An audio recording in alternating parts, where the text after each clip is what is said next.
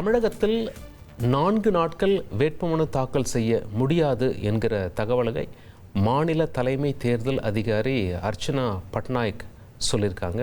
அந்த செய்தியை நாம் முக்கிய செய்தியாக பார்த்து கொண்டிருக்கிறோம். தமிழகத்தில் மார்ச் 30ஆம் தேதி முதல் ஏப்ரல் 6ஆம் தேதி வரை வேட்புமனு தாக்கல் செய்யலாம்.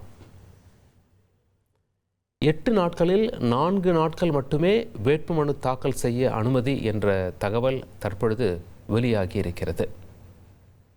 மீதமுள்ள 4 நாட்கள் விடுமுறை என்பதால் வேட்புமனு தாக்கல் செய்ய அனுமதி கிடையாது.